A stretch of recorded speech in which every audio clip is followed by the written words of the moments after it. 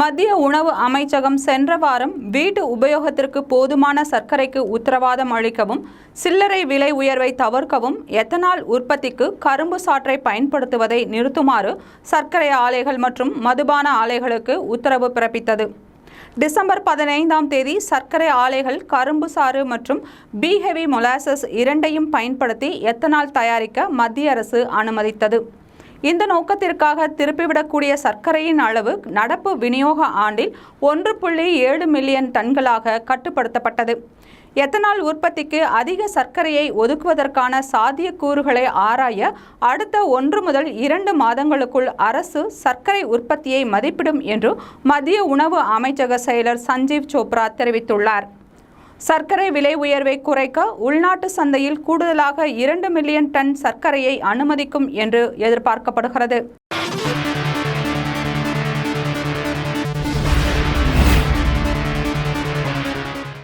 ஏடிஎம்மில் பணம் எடுக்காமலே பணம் எடுத்ததாக மெசேஜ் அனுப்பிய எஸ்பிஐ வங்கிக்கு நீதிமன்றம் அபராதம் விதித்துள்ளது.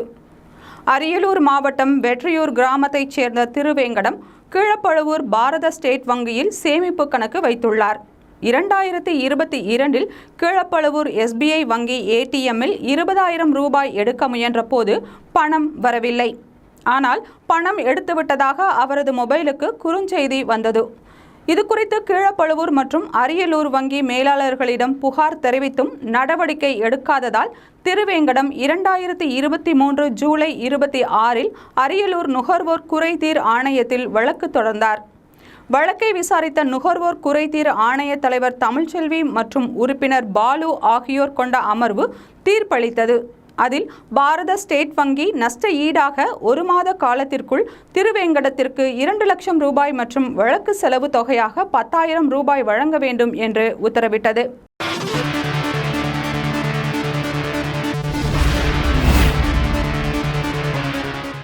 பாஜகவுக்கு எதிரான வாக்குகளை INDI கூட்டணி ஒருங்கிணைக்க வேண்டும் என்று முதல்வர் ஸ்டாலின் தெரிவித்துள்ளார். தமிழக முதல்வர் ஸ்டாலின் சென்னையில் ஆங்கில நாளிதழுக்கு பேட்டியளித்தார். அப்போது அவரிடம் சமீபத்தில் நடைபெற்ற 5 மாநில தேர்தல்களில் பாஜகவின் வெற்றி அடுத்த ஆண்டு நடைபெறும் மக்களவைத் தேர்தலிலும் எதிரொலிக்கும் வகையில் உள்ளது. இதை INDI கூட்டணி எப்படி எதிர்கொள்ளும் என்ற கேள்வி எழுப்பப்பட்டது. அதற்கு பதிலளித்த அவர், சட்டப்பேரவை தேர்தல் முடிவுகள் மக்களவை தேர்தலின் மீது தாக்கத்தை செலுத்தாது.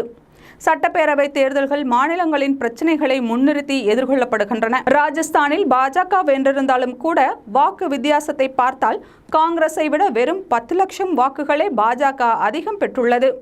மக்களவை தேர்தலின் போது பாஜக எதிர்ப்பு வாக்குகளை INDI கூட்டணி ஒருங்கிணைக்கும். அதன் மூலம் எளிதாக வெற்றியை சாத்தியப்படுத்தும் என்று நம்பிக்கை தெரிவித்துள்ளார். அதைத் தொடர்ந்து முதல்வரை சந்திக்க தமிழக ஆளுநர் அழைப்பு விடுத்திருப்பது குறித்த கேள்விக்கு பதிலளித்த அவர், ஆளுநர் தனது மனப்பான்மையை மாற்றி மாநில நலனுக்காக செயல்பட வேண்டும். மக்களுக்கு வளர்ச்சிக்கும் மாநில கொள்கைகளுக்கு எதிரான சக்திகளின் கைகளில் கைப்பாவையாக இருப்பதை அவர் தவிர்த்து தமிழகத்தின் வளர்ச்சிக்கு அவர் ஆதரவு தர வேண்டும் என்று வலியுறுத்தியுள்ளார்.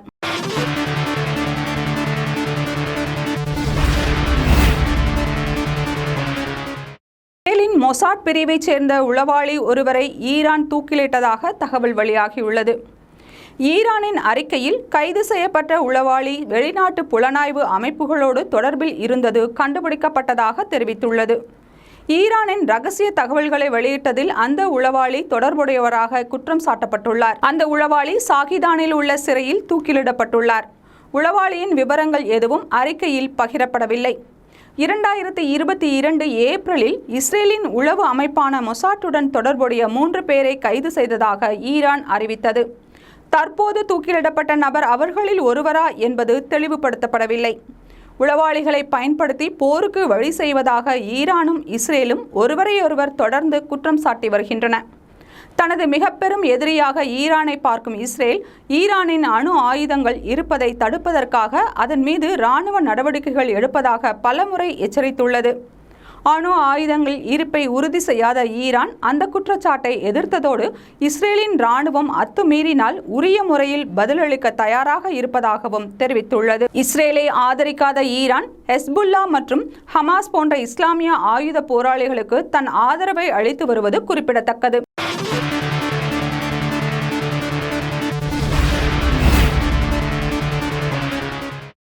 நிவாரணமாக தமிழக அரசு வழங்குவது மத்திய அரசின் நிதிதான் என பாஜக மாநில தலைவர் அண்ணாமலை தெரிவித்துள்ளார். சென்னை விமான நிலையத்தில் செய்தியாளர்களிடம் பேசிய அவர், அரசியல் முதிர்ச்சியின்மையை தமிழகத்தில் முதன்முறையாக பார்க்கிறேன்.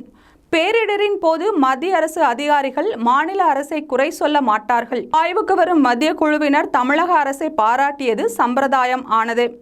மாநில அரசு அதிகாரிகள் கொடுத்த புள்ளி விவரங்களை ஆய்வு செய்யவே மத்திய அரசு அதிகாரிகள் வந்தனர் என்று தெரிவித்துள்ளார். மேலும் வெள்ள பாதிப்பை தமிழக அரசு கையாண்ட விதம் தவறானது என்று விமர்சித்துள்ள அண்ணாமலை, அரசின் தவறை தமிழக முதல்வர் ஒப்புக்கொள்ள வேண்டும் என்று வலியுறுத்தியுள்ளார். மத்திய அரசு கொடுத்த 900 கோடி ரூபாயில் மத்திய அரசின் பங்களிப்பு 75%ஆகவும் மாநில அரசின் பங்கு வெறும் 25%ஆகவும் உள்ளது. எனவே புயல் மற்றும் மழையால் பாதிக்கப்பட்ட மக்களுக்கு நிவாரணமாக மாநில அரசு 10,000 ரூபாய் வழங்க வேண்டும் என்று அண்ணாமலை தெரிவித்துள்ளார்.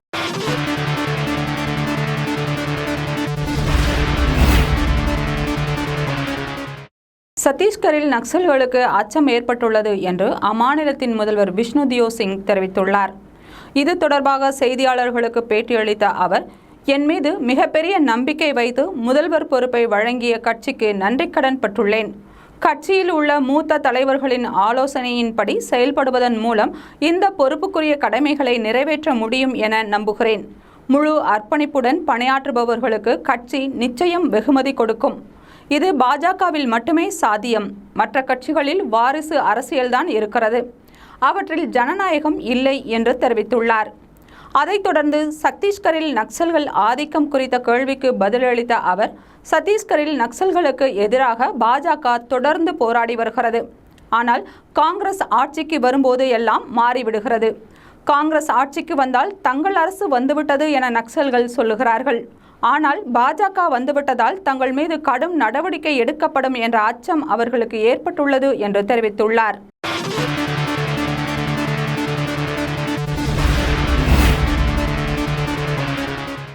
கூகுள் நிறுவனம் இஸ்ரேல் அரசு மற்றும் இராணுவத்தோடு இணைந்துள்ள புதிய திட்டமான ப்ராஜெக்ட் நிம்பஸை ரத்து செய்ய கோரி கூகுள் பணியாளர்கள் போராட்டத்தில் ஈடுபட்டுள்ளனர். இஸ்ரேல் இந்த திட்டத்தின் மூலம் கிடைக்கும் தொழில்நுட்ப வசதிகளை போரில் பயன்படுத்தி பாலஸ்தீனர்களை கொல்லப்போவதாக போராட்டக்காரர்கள் கூறுகின்றனர். அமெரிக்காவில் கூகுள் அலுவலகத்திற்கு முன் நூற்றுக்கணக்கான பணியாளர்கள் போராட்டத்தில் ஈடுபட்டுள்ளனர். இனப்படுகொலைக்கு துணை நிற்காதே, இனப்படுகொலையால் லாபம் ஈட்டாதே என்பது போன்ற குறியீட்டு பலகைகளை ஏந்தி கோஷம் எழுப்பி தங்கள் எதிர்ப்பை தெரிவித்து வருகின்றனர். இந்த ஒப்பந்தத்தின் மூலம் இஸ்ரேல் இராணுவத்திற்கு கிளவுட் வசதிகளை அளிக்க கூகுள் முடிவு செய்துள்ளதாக கூறப்படுகிறது. அதாவது சக்தி வாய்ந்த கணினி வளங்களை எல்லா இடங்களுக்கும் கொண்டு செல்ல முடியாததால் கூகுளின் தகவல்கள் மற்றும் கணினி வளங்களை கிளவுட் வசதிகள் மூலம் எங்கிருந்து வேண்டுமானாலும் பெற்றுக்கொள்ளலாம். ஏற்கனவே இஸ்ரேல் இராணுவம் புதிய தொழில்நுட்பத்தை போரில் பயன்படுத்தி வருவதாக தெரிவித்துள்ள நிலையில் கூகுளை இந்த திட்டத்திலிருந்து விலகுமாறு போராட்டக்காரர்கள் வலியுறுத்தி வருகின்றனர். மேலும் இதற்கு பதிலளித்த கூகுள், இந்த திட்டத்தின் மூலம் இஸ்ரேலின் பொருளாதாரம், சுகாதாரம், கல்வி மற்றும் போக்குவரத்து ஆகியவை மட்டுமே பயன்பெறுகின்றன. போருக்கும் இந்த திட்டத்திற்கும் தொடர்பு இல்லை என தெரிவித்துள்ளது.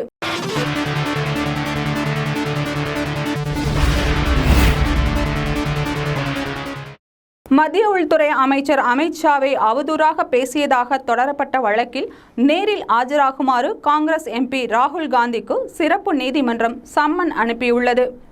கர்நாடக மாநிலம் பெங்களூருவில் 2018ஆம் ஆண்டு நடைபெற்ற செய்தியாளர்கள் சந்திப்பின் போது பேசிய ராகுல் காந்தி, அப்போது பாஜக தலைவராக இருந்த அமித் ஷா குறித்து ஆட்சேபனைக்கு உரிய கருத்துக்களை தெரிவித்ததாக புகார் எழுந்தது. இது தொடர்பாக உத்தரப்பிரதேசத்தைச் சேர்ந்த பாஜக தலைவர் விஜய் மிஸ்ரா அதே ஆண்டு அம்மாநில சுல்தான்பூரில் உள்ள எம்பி, எம்எல்ஏக்கள் மீதான வழக்கை விசாரிக்கும் சிறப்பு நீதிமன்றத்தில் ராகுல் காந்தி மீது அவதூறு வழக்கை தொடர்ந்தார். இவ்வழக்கு தொடர்பாக சனிக்கிழமை ஆஜராகுமாறு ராகுல் காந்திக்கு நீதிமன்றம் உத்தரவிட்டிருந்தது. ஆனால் ராகுல் காந்தி ஆஜராகவில்லை. இந்த சூழலில் இவ்வழக்கை விசாரித்த நீதிமன்றம் வரும் ஜனவரி 6ஆம் தேதி ராகுல் காந்தி நேரில் ஆஜராக வேண்டும் என்ற சம்மன் அனுப்பியுள்ளது. ஏற்கனவே மோடி சமூகம் குறித்து அவதூறாக பேசிய விவகாரத்தில் ராகுல் காந்தியின் எம்பி பதவி பறிக்கப்பட்டு மீண்டும் வழங்கப்பட்ட நிலையில் தற்போது ராகுல் காந்திக்கு புது சிக்கல் ஏற்பட்டுள்ளது.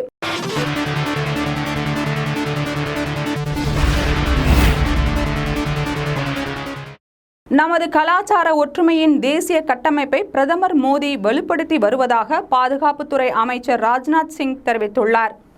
சென்னையில் பன்னிரு திருமுறை திருவிழா நடைபெற்று வருகிறது. அதில் கலந்து கொண்டு பேசிய பாதுகாப்புத்துறை அமைச்சர் ராஜ்நாத் சிங், பாரத பண்பாட்டின் மதிப்பிற்குரிய கண்காட்சியான திருமுறை திருவிழா விழாவில் கலந்து கொள்வதில் பெருமை அடைகிறேன். மீனாட்சி அம்மன் மற்றும் சுந்தரேஸ்வரரின் தெய்வீக திருமண சடங்குகளை காணும் பாக்கியம் பெற்றுள்ளேன். சென்னை வெள்ள பாதிப்பை ஆய்வு செய்யும் சந்தர்ப்பம் கிடைத்தது. இது எனக்கு ஒரு அனுபவமாக இருந்தது. தன்னலமற்ற சமூக உணர்வின் மூலம் விரைவாக இயல்பு நிலையை மீட்டெடுக்கும் உற்சாகமான தமிழர்களை கண்டேன்.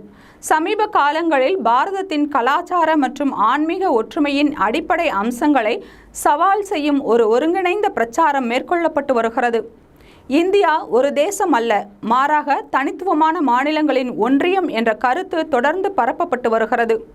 பாரதத்தின் ஒருமைப்பாட்டை கேள்வி கேட்பது தவறான எண்ணம், கெட்ட எண்ணம். ஒரு கெட்ட எண்ணத்தை, தவறான எண்ணத்தை எதிர்ப்பதற்கு நல்ல யோசனையை முன்வைப்பதே சிறந்த வழி என்று தெரிவித்துள்ளார். மேலும் இதுபோன்ற பிரிவினைவாத போக்குகள் பிரதமரால் திறம்பட தீர்க்கப்படுகின்றன. அவர் நமது கலாச்சார ஒற்றுமையின் தேசிய கட்டமைப்பை தீவிரமாக வலுப்படுத்துகிறார். பிரதமர் மோடியின் தொலைநோக்கு தலைமையின் கீழ் ஒட்டுமொத்த தேசமும் ஒன்றிணைக்கப்படுகிறது என்று ராஜ்நாத் சிங் தெரிவித்துள்ளார்.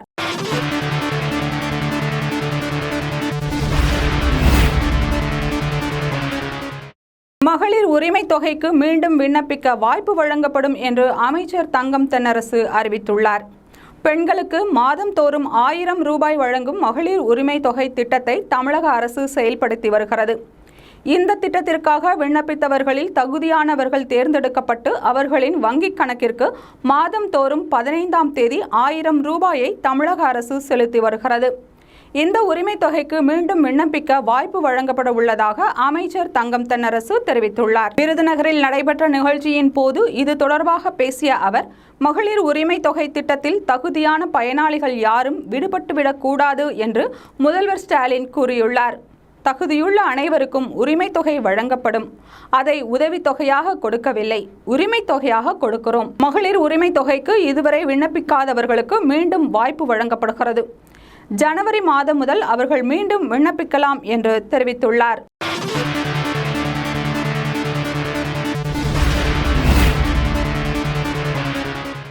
தமிழகத்தின் இலந்தை, காணனை, பெரிய தாமரைக்குடி, சின்ன தாமரைக்குடி, திரிபுனை ஆகிய கிராமங்களுக்கு இருப்பு பாதையை கடந்து செல்ல மேம்பாலம் அமைக்க மத்திய அரசு அனுமதி கொடுத்ததற்கு மத்திய அமைச்சர் நிர்மலா சீதாராமன் மற்றும் பாஜக மாநில தலைவர் அண்ணாமலை நன்றி தெரிவித்துள்ளனர். கடந்த நவம்பர் மாதம் 18ஆம் தேதி ராமநாதபுரம் சென்ற மத்திய நிதி அமைச்சர் நிர்மலா சீதாராமனிடம் இலந்தை கிராமத்தினர் மேம்பாலம் அமைப்பதற்கு கோரிக்கை விடுத்திருந்தனர். அதற்கு முன்னதாக எண்மண் எண்மக்கள் யாத்திரைக்காக ராமநாதபுரம் சென்றிருந்த அண்ணாமலையிடமும் இதே கோரிக்கை முன்வைக்கப்பட்டிருந்தது. இந்த கோரிக்கை மத்திய அரசின் கவனத்திற்கு இருவர் தரப்பிலும் கொண்டு சேர்க்கப்பட்டது. அதை பரிசீலனை செய்து மத்திய அமைச்சர் அஸ்வின் வைஷ்ணவ் மதுரை ராமநாதபுரம் வழியில் இருக்கும் இலந்தை, காணனை, பெரிய தாமரைக்குடி, சின்ன தாமரைக்குடி, திரிபுனை ஆகிய கிராமங்களுக்கு இருப்பு பாதையை கடந்து செல்ல மேம்பாலம் அமைக்க அனுமதி கொடுத்துள்ளார். அதற்கு மத்திய அமைச்சர் நிர்மலா சீதாராமன் மற்றும் பாஜக மாநில தலைவர் அண்ணாமலை தங்களது சமூக வலைத்தளத்தில் நன்றி தெரிவித்துள்ளனர்.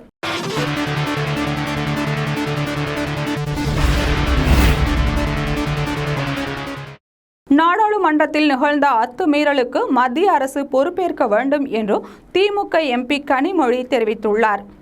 மிக்ஜா-1 புயலால் பாதிக்கப்பட்ட மக்களுக்கு திமுக மகளிர் அணி சார்பில் உதவிகள் வழங்கும் நிகழ்ச்சி சென்னையில் நடைபெற்றது. அதில் கலந்து கொண்ட பின் செய்தியாளர்களுக்கு பேட்டியளித்த திமுக எம்பி கனிமொழி, நாடாளுமன்றத்திற்குள் இருவர் ஊடுருவி பாதுகாப்புக்கு அச்சுறுத்தலை ஏற்படுத்தினர். அதே நேரத்தில் நாடாளுமன்றத்திற்கு வெளியே 2க்கும் மேற்பட்டவர்கள் கோஷங்களை எழுப்பி போராட்டத்தில் ஈடுபட்டனர். நாடாளுமன்ற உறுப்பினர்களும் கூட பாதுகாப்பாக இருக்க முடியாத சூழல் உள்ளதை நாம் புரிந்து கொள்ள வேண்டும் என்று தெரிவித்தார். மேலும் புகைக்கக்கும் குப்பிகளுக்கு பதிலாக அவர்கள் துப்பாக்கிகளையும் வெடிகுண்டுகளையும் கூட கொண்டு வந்திருக்க முடியும். நாடாளுமன்ற கட்டிடத்திற்குள் நுழைந்து எவர் ஒருவரும் அத்துமீறலில் ஈடுபட முடியும் என்பதையே இது காட்டுகிறது. நாடாளுமன்ற உறுப்பினர்களின் பாதுகாப்பு போதுமானது அல்ல. கடந்த 2001ஆம் ஆண்டு நாடாளுமன்றத்தின் மீது தாக்குதல் நிகழ்ந்த போது அப்போதைய உள்துறை அமைச்சர் LK அத்வானி மக்களவையில் அது குறித்து அறிக்கை வழங்கினார். அதேபோல தற்போதைய உள்துறை அமைச்சரும் அறிக்கை வழங்க வேண்டும் என்று கனிமொழி வலியுறுத்தியுள்ளார்.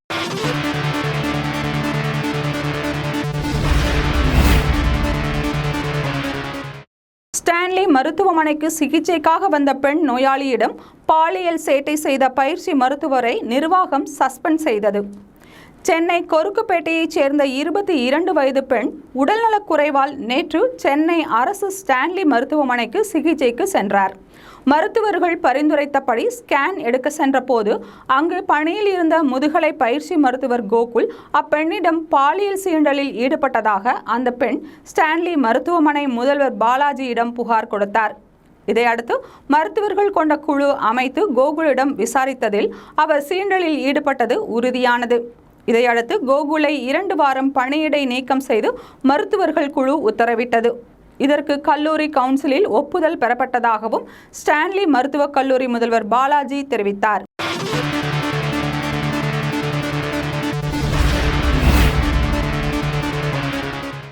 டிஎன்பிஎஸ்சி குரூப் 2 முதன்மை தேர்வு முடிவுகள் இன்னும் வெளியிடப்படாமல் இருப்பதற்கு அதிமுக பொதுச் செயலாளர் எடப்பாடி பழனிசாமி கண்டனம் தெரிவித்துள்ளார். அவர் தனது வலைத்தள பதிவில் தமிழ்நாடு அரசு பணியாளர் தேர்வாணையத்தால் பிப்ரவரி மாதம் 25ஆம் தேதி நடத்தப்பட்ட குரூப் 2, 2A முதன்மை தேர்வுகளுக்கான முடிவுகள் இன்று வரை வெளியிடப்படவில்லை. பல்வேறு நிர்வாக குளறுபடிகளுக்கு இடையே தேர்வு நடைபெற்ற நிலையில் தேர்வு முடிவுகளும் வெளியிடப்படாமல் இருப்பது தேர்வர்களை மிகுந்த வேதனைக்கு உள்ளாக்கியுள்ளது. செப்டம்பர் மாதம் நடத்தப்பட்ட குடிமை பணிகளுக்கான தேர்வு முடிவுகளை 2 மாதங்களில் வெளியாகிவிட்ட நிலையில் மாநில தேர்வாணையத்தின் குரூப் 2 தேர்வு முடிவுகள் 10 மாதங்களாக வெளிவராமல் இருக்கின்றது. சம்பந்தப்பட்ட துறையின் அமைச்சரோ இன்று வந்துவிடும், நாளை வந்துவிடும் என்று சொல்லி மாதங்களும் கடந்தோடுகிறதே தவிர முடிவுகளை வெளியிட எந்த ஆக்கப்பூர்வமான நடவடிக்கையும் எடுக்காத திமுக அரசுக்கு கடும் கண்டனங்கள் என்று கூறியுள்ளார். மேலும் ஆட்சிக்கு வந்து 5 ஆண்டுகளில் 5.50 லட்சம் அரசு பணிகள் வழங்கப்படும் என்று திமுகவின் தேர்தல் அறிக்கையின் வாக்குறுதி எண் 187 படி தற்போது வரை 2.5 லட்சம் பணிகளுக்கான ஆணைகளை வழங்கியிருக்க வேண்டும். ஆனால் இந்த அரசு மற்ற வாக்குறுதிகளைப் போலவே இதையும் காற்றில் பறக்க விட்டுவிட்டது. அமைப்பு குளறுபடிகளை களைவதற்கு இந்த அரசு உடனடியாக டிஎன்பிஎஸ்சி அமைப்பிற்கான தலைவர் மற்றும் உறுப்பினர்களை நியமனம் செய்ய வேண்டும். நிலுவையில் உள்ள தேர்வு முடிவுகளை விரைவாக வெளியிட்டு தேர்வானவர்களுக்கான பணி ஆணைகளை வழங்க வேண்டும் என்று எடப்பாடி பழனிசாமி கண்டனம் தெரிவித்துள்ளார்.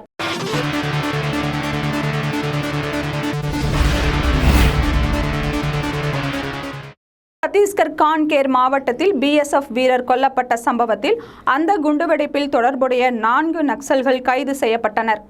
சனிக்கிழமை காலை பாரத்பூரில் உள்ள வனப்பகுதியில் அவர்கள் கைது செய்யப்பட்டதாக மூத்த போலீஸ் அதிகாரி ஒருவர் தெரிவித்தார். கைது செய்யப்பட்டவர்கள் முகுந்த் நர்வாஸ், ஜக்குராம் அஞ்சலா, அர்ஜுன் பொடாய், தஸ்ரத் துக்கா என அடையாளம் காணப்பட்டனர்.